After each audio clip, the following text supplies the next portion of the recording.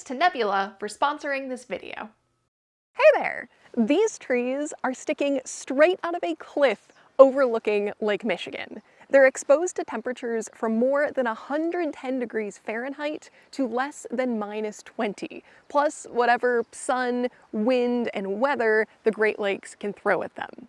And yet, some of these trees are more than 1,000 years old. How are they still alive? It's story time. So I learned about these trees mostly because I was just interested in the rock they grow on, a formation called the Niagara Escarpment. An escarpment is just a cliff or a steep slope, and you can find this one on the eastern shore of Wisconsin, the south shore of the Upper Peninsula, and farther east in Ontario and New York, where it forms the drop for Niagara Falls. The cliff itself is made of an altered type of limestone called dolomite, which dates back to the Silurian period more than 400 million years ago. Dolomite is very tough and resistant to erosion, so while softer rocks nearby have been worn away over time, this stuff stayed behind. A while back, I had someone ask me if the cliffs were the result of earthquakes, but no, this is just good old-fashioned erosion. But about those trees, these are eastern white cedars, and you find them all over the place, in and around Fayette. In normal, horizontal places like this, they usually live about 80–90 years before they fall over or succumb to disease. Compared to some other tree species, they just don't live that long, unless, apparently, you put them on an inhospitable cliff. And here, we'll pick up the story in the 1980s with a scientist named Dr. Doug Larson, working at a university near Toronto. Dr. Larson was actually a lichen guy, but in the mid-80s, there just wasn't that much funding for lichen research. So in 1985, a handful of grad students and a postdoc convinced him to look at something different. They were interested in plants growing in the margins, at the edge of what's possible. And one student was a rock climber and was specifically interested in trees he'd seen growing out of the cliffs of the Niagara Escarpment outside Toronto. So they started taking samples, and eventually they learned something entirely unexpected. The cliffs of the Niagara Escarpment are home to an entire old-growth forest full of tiny, warped trees, hundreds of years old. To figure out how old a tree is, you just count the rings. Trees make a new growth ring every year. But that was easier said than done with these cedars. Because they don't have very much space for their roots, the trees never get very big. And as it turns out, they are some of the slowest growing plants in the world. Counting their rings often requires a microscope. In fact, one tree's rings were so small, you could cover 20 years of growth with a grain of salt. Eventually, Larson's team made it over to Michigan, to Fayette State Park. And in a letter from 1999, he wrote that the oldest tree they'd sampled was 1,414 years old. Today, that would make it 1,440 and would mean it sprouted in roughly the year 585. You can guess what my question was here. How have these trees survived for so long? It would be one thing if they were in a nice protected hollow, but they're sticking out of a cliff overlooking a Great Lake. They get the full force of the sun and wind and ice, and sometimes pieces of the cliff crumble out from underneath them. I have garden plants that wilt if I look at them the wrong way. Well, here's what it comes down to. And here, I do want to thank the Michigan Department of Natural Resources for hooking me up with so much useful information. The first thing I'll note, because I think it's really cool, is that these trees have not specifically adapted to living on this cliff. If you picked one of them up and planted it in a more normal environment, it would grow just like any other eastern white cedar. These trees have not specifically evolved to fit this space. Apparently, cedars are just tough as nails. That said, the first detail here is that these plants are small and really take their time growing.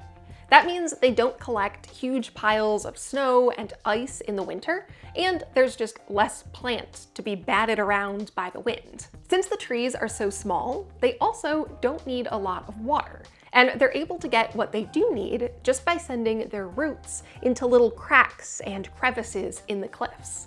In fact, in one article, Dr. Larson wrote that his team was starting to think of the cliffs as vertical swamps, in the sense that these cedars always seem to have enough to drink. But what about soil and nutrients? Well, soil can build up in crevices in the cliff, but it's nothing like what you would find in a more normal environment. So here, the cedars seem to get by with a little help from their friends, a collection of fungi and algae living inside the cliff. These organisms convert nitrogen and phosphorus in the rock into a form the plants can use. And realistically, they probably get some kind of benefit in return. There's one more missing piece though, because no amount of sun, water, or nitrogen is gonna help you out if the rock your roots are clinging to suddenly crumbles into the abyss. And this is where I think these cedar trees are especially amazing. Most trees have non-specific roots. In other words, all of the roots are working together with the general goal of supporting the whole plant. So if half the roots get knocked out, that tree basically just lost 50% of its food and water. Eastern white cedars are different. Their roots correspond to specific parts of the plant. In fact, Dr. Larson's team once took seeds from Niagara escarpment cedars, grew them in pots, and then injected 2 colors of dye into different roots. The dyes made it all the way through the tree, but never mixed. This means that if some of the rock a tree is holding onto crumbles away, the whole cedar doesn't suffer. Only one part of the tree might die, while the rest keeps growing. In fact, Larson's team has estimated that these trees will often lose roots 10 times during their lives. This also explains why the Niagara escarpment trees are so warped looking. Some sections of the plant have died over the years. But because other roots were still intact, other parts kept on going. And of course, and finally, one last reason these trees have stuck around for so long is because they're in a really inconvenient spot for most other living things, including humans. This just isn't an environment that people or other animals interact with all that often. And in Fayette in particular, the cliffs are now protected and visitors are very limited in where they're allowed to go. So it's likely these cedars will stick around for many centuries to come. Elsewhere on the escarpment, researchers have found cedars they estimate are almost 1,900 years old.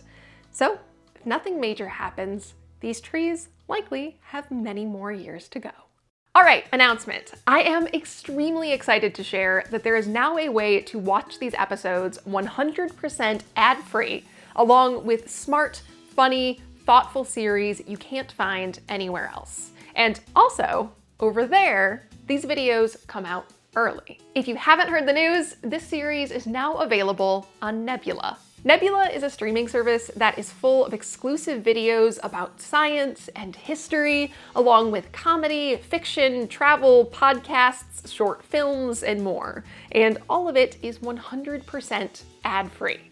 Much like myself, the creators on Nebula are trying to make videos that add value to the world. And I'm excited to have this series on the platform.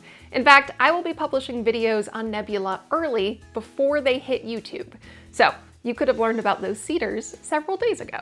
Nebula is also really affordable. With my link, you can get 40% off an annual subscription, which comes to the grand total of $3 per month. It is by far the most affordable streaming service that I have, and I often find more to watch on Nebula than on other platforms. Lately, I've been especially enjoying Real Engineering, which I also think you'll like if you like this show.